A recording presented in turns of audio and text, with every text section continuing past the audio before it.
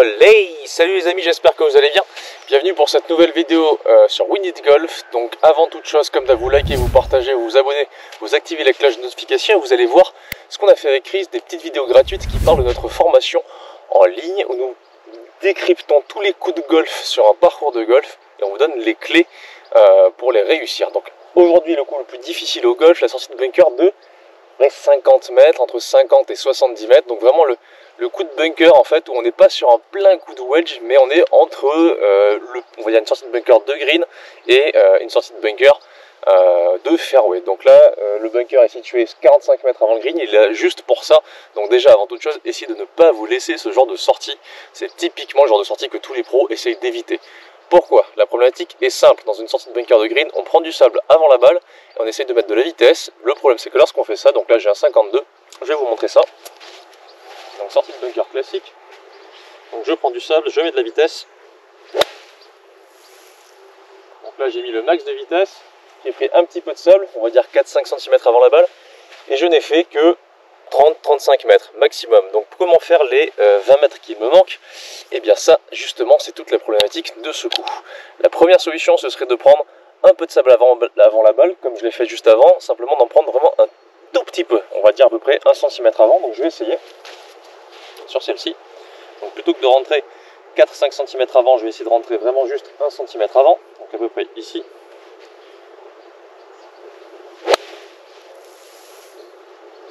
Donc là je vais faire plus de distance, il en manque encore un petit peu, mais j'ai atteint le green, c'est déjà très bien sur un coup comme celui-ci. Le danger de ce coup là, c'est de prendre la balle directement et de faire beaucoup trop de distance, donc faire quasiment comme un plein swing en fait, si j'étais sur le fairway. Donc là j'aurais fait certainement 70 ou 80 mètres plutôt que 50, donc j'aurais été bien trop long. Ça reste une solution, donc tapez votre coup normal depuis le bunker, mais plutôt que de prendre on va dire ça de sable dans la balle, vous n'en prenez que ça. Danger, si je prends la balle avant, forcément je vais trop loin. Si je prends un peu trop de sable, je vais faire comme mon coup d'avant, ma première balle, c'est-à-dire je vais finir un petit 30 mètres trop court. Il y a d'autres solutions. L'une de celles-ci, ce serait de ne pas prendre de sable du tout et de faire votre coup classique comme si vous étiez sur un fairway. Donc pour ça, par contre, il faut que la balle soit parfaitement posée. Donc là, celle-ci, elle est bien posée. Donc mon coup sur le fairway pour faire cette distance ressemble à peu près à ça.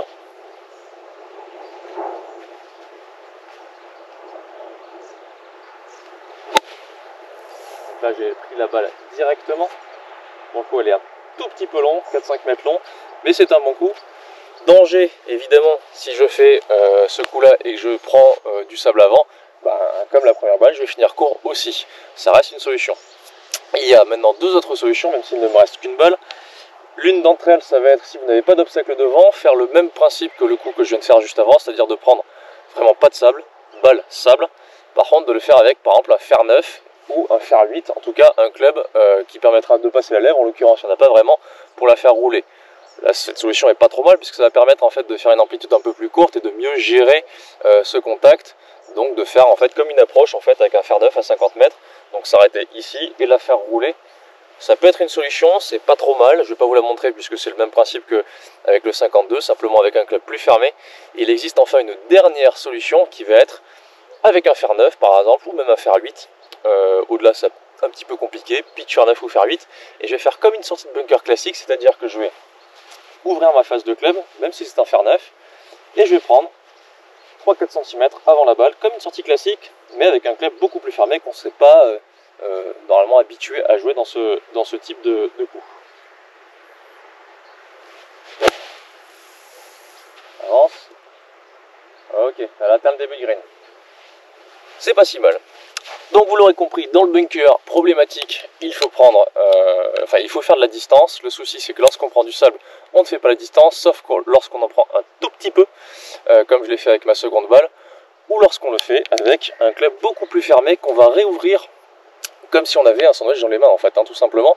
Donc c'est la même chose qu'avec un sandwich, on a quand même un bounce ici avec le fer 9, qui est quand même assez prononcé. Le fait de l'ouvrir, ça va être un peu plus ouvert qu'un fer 9, mais ça sera toujours plus fermé qu'un sandwich. Donc si le sandwich j'ai fait 30 mètres, logiquement si je fais le même coup avec un fer 9, je vais plutôt en faire 50. Donc ça peut être la solution, pour moi c'est même la plus facile à jouer, la dernière balle que j'ai faite. Autre solution, ne pas prendre de sable du tout. Danger, si je prends pas de sable, évidemment si je tape un petit peu avant dans le sable, je ne ferai pas les distances puisque je n'aurai pas mis la vitesse nécessaire. Ou sinon, prendre le même coup que d'habitude, c'est-à-dire avec votre sandwich, par contre prendre un tout petit peu de sable, Le danger, si j'en prends trop, toujours encore une fois finir court, et j'en prends pas du tout, finir cette fois-ci beaucoup trop long. Donc voilà, plusieurs solutions dans le bunker. En réalité, il y en a, et puis sinon, encore une fois, comme j'ai dit, une autre solution, faire neuf, balle roulée, en ne prenant pas de sable avant la balle. Donc voilà, plusieurs solutions dans ce type de coup. Évitez pour commencer de vous mettre dans ces situations-là, puisque c'est clairement le coup le plus compliqué au golf. Là, j'estime avoir réussi tous mes coups, et pourtant, je n'ai quasiment pas une seule chance de rentrer le putt derrière. Donc si vous avez une sortie de bunker de 50 mètres, l'objectif c'est le green, ce sera déjà très bien. Voilà, j'espère que ça vous a plu, je vous souhaite un bon golf et je vous dis à très vite. Salut! Allez, on est parti les amis pour un petit résumé de ces 4 techniques. Technique numéro 1, pleine vitesse avec un sandwich 1 cm de sable avant la balle. Point fort de cette technique, une balle haute bourrée de spin qui s'arrêtera vite et qui épatera la galerie au trou numéro 18. Possible même dans un lie avec une balle un peu enfoncée. Les points faibles, une dangereux en cas de contact direct avec la balle, nécessite de l'entraînement, une grosse vitesse de swing et beaucoup de confiance.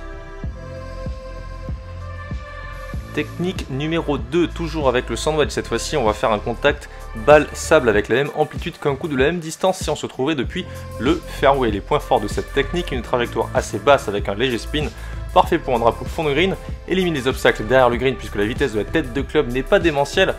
Elle convient cette technique à tous les golfeurs en termes de vitesse, justement, point faible, nécessite un lie absolument parfait, une bonne connaissance de ses amplitudes et une grande confiance en ses contacts.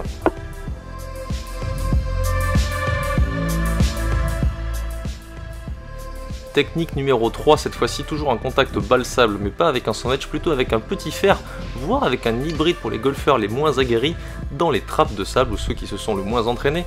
Point fort de cette technique, une balle basse qui roule beaucoup, donc qui nécessite peu de vitesse dans le geste, convient de fait à tous les golfeurs quel que soit leur niveau, un contact relativement simple à appréhender grâce à la petite amplitude du geste et la faible vitesse à générer. Point faible, il n'est possible de faire ce coup que si la lèvre du bunker est très petite et s'il y a de la place pour faire rouler la balle, nécessite de nouveau un lie parfait, le dosage est donc assez complexe. Allez, on termine par la technique numéro 4 les amis, cette fois-ci avec un fer comme un fer 9 ou un fer 8, donc relativement ouvert que l'on va réouvrir en prenant 4 ou 5 cm de sable avant la balle. Point fort de cette technique, un coup assez sécurisant en termes de contact, une balle qui partira à mi-hauteur avec pas mal de spin. Cette technique convient à la plupart des golfeurs avec un peu d'entraînement, c'est un coup qui s'adapte à la plupart des situations de jeu et dans la plupart des lies. Le point faible, un peu d'expérience est nécessaire pour être à l'aise avec ce setup, un fer qu'on ouvre n'est pas dans nos habitudes, ça ne fonctionne également pas sur le sable très compact. A bientôt!